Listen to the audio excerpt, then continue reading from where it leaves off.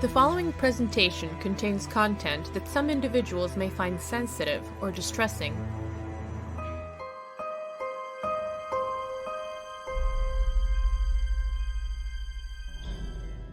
Another arrival to the Skurg. This one lacks the air of uniqueness that many have. An average man living an average life. Unexceptional in every way. He tills the fields, or should, has a wife yet no children, and would perhaps be an easy judgment. But there's something strange about him. An air of dark magic surrounds him. Something happened to him, or because of him. After all, if there wasn't something interesting, I wouldn't be telling this story now, would I? James! Give me another... Wait, you're not James. Do I look like a James? I do believe our latest guest is a bit more confused than normal. And lacks that smell of something interesting. On the contrary, beloved mine, there's something very interesting about him. Several somethings, in fact. Ah, one of yours. Though now that I think of it, I have to check something. Well, despite not being this James either, perhaps you can tell me about yourself. My name's Bailey. There's not much to say. I'm here to get away from my nagging pig of a wife. So, do you remember how you arrived here? I told you, I was trying to get to the tavern to get away from my wife. Wait, was I on the way home from the tavern? It blends together. Each day much like the last. I suppose that's the drink talking. But when your wife is such a fat pig, well, you need something to take the edge off. Well, tell me of this tavern, and of your acquaintances there. That's James, the bartender. John, he always sits outside. He hates the singing. That stupid song. They're always singing the same dang song over and over every day. How do the words go? And it is time for me to save this judgment from dreariness. You see, I happen to have an ally in the neighborhood. My good little boy was there. Goliath, shall you tell them all? Absolutely, my mistress. I was witness to the whole thing. The dark, endless tale, the story of a life of endless repetition, a story of murder and rebirth, and the song of damnation. Old witch Gurgleplop, she likes repetition. Her curse is foul, just as her bowels and leads to your perdition. Old hag Gurgleplop eats to her volition. Once you disgorge, her will is forged and feeds as your mortation. And so it begins, like so many stories, with a tavern.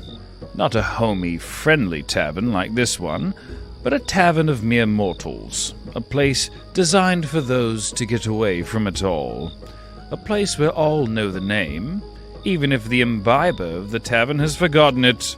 And so, our subject of the evening was greeted, as always. Ah, Balin, good to see ya. You hear those fools singing again in there? You'd think they'd get tired of that old song, but they just keep singing it and singing it. Got an earful from the missus? Aye. That why you're taking a breath of fresh air and ruin it with your pipe? Aye. Just tired of this song, I reckon. If that old hag ever tried to curse me, I'd gut her before she put a spell on me, I tell ya. Well, a little singing ain't gonna keep me from the ale.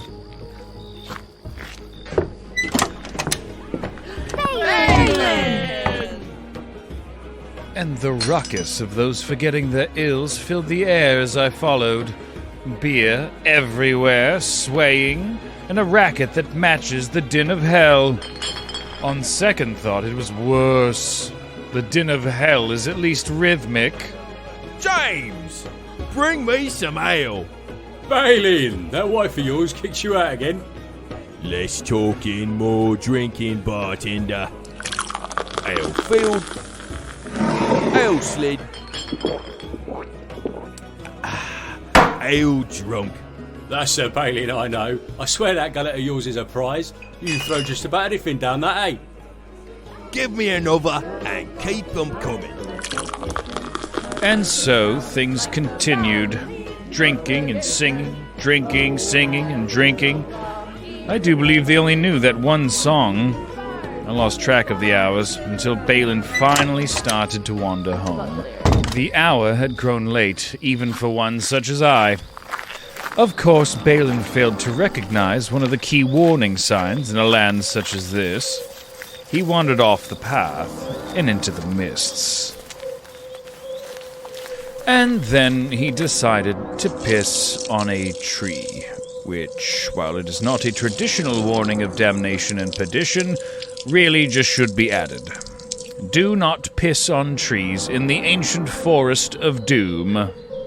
With the full moon overhead and all the horrors of the darkness in this land, his trousers around his ankles, he fell over and passed out. Can we end the judgment here, based on terminal foolishness? It was his terminal foolishness that brought him here, but his judgment shall be determined by additional details. But you do not deny that he is foolish, and that it was terminal. His presence alone determines that. Continue, Goliath. And as he awoke, a dark, cloaked figure was in front of him. Who are you? I am the witch of these woods. Ah, her voice. Just hearing it was enough to sober Balin. He remembered his trousers and jumped awkwardly to his feet. He was comically taller than her, yet the one in terror was him. And it was that terror that taught him to grant that false courage. I'm in no mood to trifle with the likes of some old hag living in the woods. Be gone! At which point he tried to push her to the ground and flee. Most cruel to a poor, innocent old woman. Please, stop glaring. Well, she was old, at least. It was still quite rude. And she responded in the only way she could, grabbing him by the arm and holding him close. My name is... Balin tried to jerk away, but the witch's nails dug deep, like the talons of a hawk, or my own claws. His flesh tore, yet still she latched on as strong as a root that trips a mortal's steps in a thicket. She cackled a raspy laugh, then pulled on Balin's arm with a strength unnatural to her stature. She brought him into his knees and face to face. He let out an impressive roar, but her grip was like a vice. All his struggle did was make those talons dig deeper into his flesh. My name is...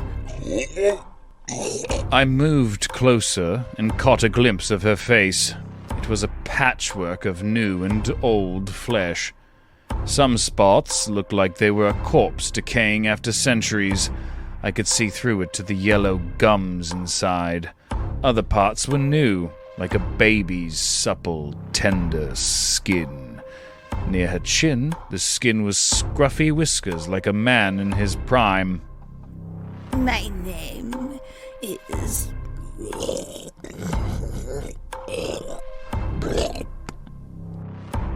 As she finally said her name, a green egg-shaped stone covered in yellow slime fell out of her mouth onto the leaves of the forest floor. She picked it up and shoved it into Balin's mouth, smearing blood on his cheeks from the effort. He clenched his jaw and seemed almost like he wanted to scream. But that would give her an opening. She snorted, sniffled, and gurgled. A yellow slime started seeping from the corners of her crusted lips. until, finally, she realized what she needed to do. Give Granny a kiss. She brought him in close and puckered her lips into his. That yellow slime filled Balin's mouth. He tried to spit it out, but she shoved the stone into his mouth. She drove it down his throat and pulled away. I watched Balin swallow and heard the plop of the stone land into his stomach as Balin collapsed out of utter terror and exhaustion. I don't remember this. Why don't I remember any of this? The rest was boredom and waiting. He slept into the late afternoon and then checked his arm. He saw that the scratches were still there. It was just a dream. Just a dream. Just a dream. But we know better, don't we? He found the muddy road and walked home. His wife was waiting for him on the porch, and I feel he did a disservice to her. She isn't nearly as porcine as he states, even if she is well marbled. Where have you been? I was at the Green Egg, Yugger, and don't need your huffing at me asking questions. I just want to go inside for a nap. A nap? Just after waking up? The walk is long and tiring. A nap? There are still chores to do about. You got fields that ain't been worked in a week, and you're out all night without a care. So you say you ain't off with no hussy at the Green Egg? Gets harder and harder to believe each night you don't come home. I ain't having it, I tell ya. She descended from the porch to face Balin. Her face was red, and her clothes dirty from doing the chores Balin neglected. She clearly outweighed Balin, and I'd put money on her in a fight between the two. If y'aren't gonna help around today, you best just go back where you came from. Maybe, if you get back tomorrow, and I see you in the fields, you can come inside. But not today. No. You just get on out of here. A cornucopia of emotions washed through his face. Anger at his wife and disgust at her lack of beauty. A longing for sympathy for what he had just endured. And then a desire for the familiar. Perhaps ale and some company that would not judge him so harshly. Tell me, if you hated her so... No, that's not the right word. Hate requires thought. It, like love, must grow and be nurtured. The field of your thoughts to her are as barren as she. So tell me, why did you marry her? Was she once a beauty? Did you once have dreams? Or perhaps, as she grew to be who she is, you simply forgot to see her as a person, merely as an object? No need to respond. Your face says it all. So tell me, Goliath, what did Balin say next? I'm going to the Green Egg if you need to find me for more yelling. A well-travelled fellow. I see he gets his exercise in walking that wearing road every day and every night. I can see why he thirsts so, if it is so long and so tiring. The walk in daylight was uneventful until he got to the Green Egg, and they were singing that familiar song. Ah, Balin, good to see ya. You hear those fools singing again in there? You'd think they'd get tired of that old song, but they just keep singing it and singing it. Well, a little singing ain't gonna keep me from the ale. Balin, that wife kicked you out yet again? Less talking, more drinking.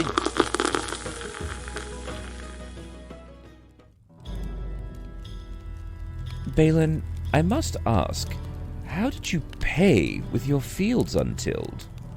I had a tab. And so it went, the same as the last.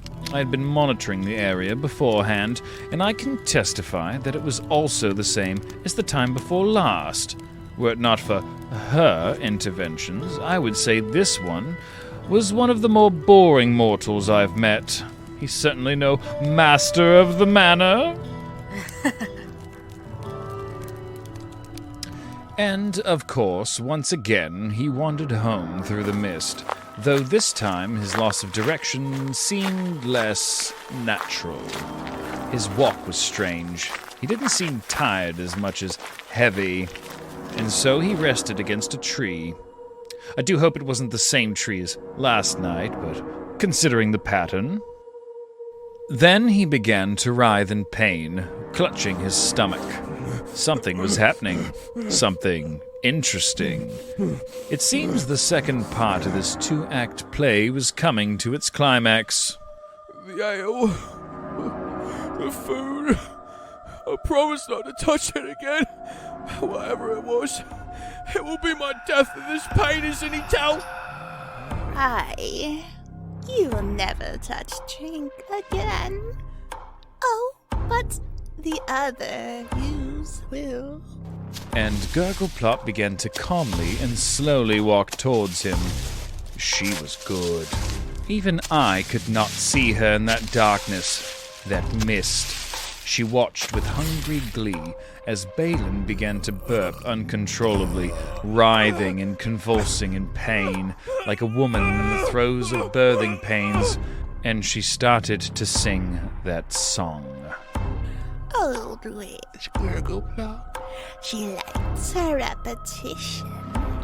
Her curses vow just as her brows, and leads to your perdition. Hold her, Gurgleplop. Ease to her volition.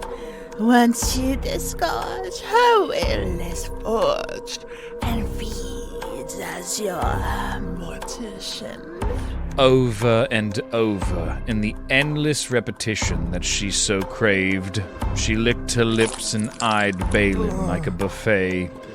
Finally, the pain was too much, and he lay motionless, yellow liquid dripping from his mouth. She approached and helped him sit upright, almost tenderly. She patted him on the back like he was a baby. There, my sweet.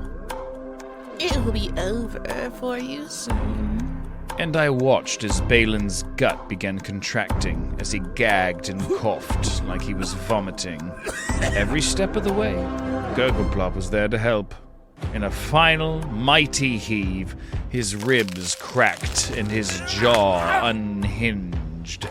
The egg fell to the ground with a sick, wet plop, growing before my very eyes. The ground caved under it from its sheer weight. The witch picked it up and held it close to her belly, waddling reverently, placing the egg before the crippled Balin. He was paralyzed, and she continued her dark ritual. She stripped him of his clothes, careful not to cause any damage. Despite her age, her hands were skilled as she moved like a midwife. It's not so often that one sees a sight like this. And that's why I like to start from the bottom up. So you can watch. She removed a knife and fork from under her cloak and began cutting strips of flesh from Balin. She started with his feet and worked her way up. He didn't seem to be in pain anymore. Perhaps he merely had no energy to struggle. By the time she reached his pectorals, the egg was as big as Balin was. And now is the time of rebirth. And the egg cracked in half, without the energy of a true being giving birth. There was no struggle to crack the shell, no effort. It simply cracked from magic, and in the center was an unconscious man, a face identical to Balin's. If he'd had any energy, he'd be shocked, but that energy was spent as the Gurgleplop finished. In this alone, perhaps her manners were impeccable. She finished every last bite, bones and all, The last bit left was to put the clothes on the new Balin, and as she left, that song continued. Old hag Gurgleplop needs to her volition. Once you disgorge, her will is forged and feeds as your mortal. And so the story begins again, and again, and again. Eventually, I suppose she tired of the game. Even the tires of repetition eventually. Or perhaps it was the game simply could not last. Eventually, the tavern would ask for its debts to be paid. A neglected wife would leave. The fields would grow rotten from no tilling. Whatever happened, the game ended, leaving our little victim to end up here. So what do you say, Balin? I can't. I don't know what to do. It's not real. Who's a good boy, Goliath? Sadly, this one might not make the best treat for you. I do rather dislike having food that is pre-chewed. I'm sure we can find a nice little murderer for me to enjoy. Well, this makes the judgment rather more clear. I doubt your wife would plead for you, and the people at your bar do not know you. Still, being a failure as a husband isn't exactly grounds for an eternity of damnation. That wasn't my fault. A man needs some time to relax, does he not? A holiday, perhaps, but not a lifetime. Oh. Or in your case, a lifetime of lifetimes. Fortunately, we do have other options than paradise or damnation. There is a place that's more in between. It's not an eternity of damnation, but it has drinks and food. You're not gonna condemn me? Goodness, no. We're not that cruel. In fact, I believe my beloved has something for you. A gift of sorts. Something you lost. Oh? Oh, yes. Yes. That would make such a good gift. Now go on through the portal. You shall receive your gift when you enter. Thank you. Much better than that witch, or my pig of a wife, or those people who say maybe I drink too much or disturb me when I'm just... And now for your gift. That which has been taken shall be restored. All the memories that the Gurgleplop has taken from you, all the pain she denied you, all to be given, so you are whole for all your many lives. And one last gift. For a soul now whole. But clearly, he would have rather been kept, incomplete? The sin of callousness, the lack of ambition. In this realm, even that can prove rather fatal. And, most of all, his lack of wariness.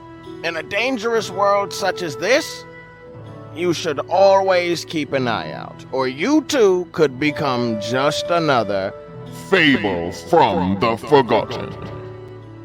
Gurgleplop, produced by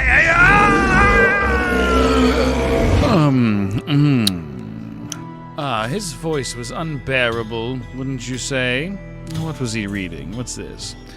Produced by Dungeon Studios.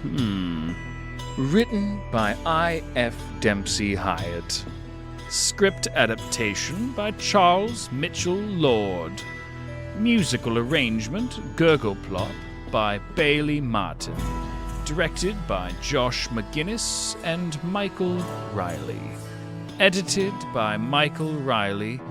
Music by ASCII Orchestral and Ambient Music. Starring Tyree Mapson as Alabaster the Host. Tim Roberts as Oregon.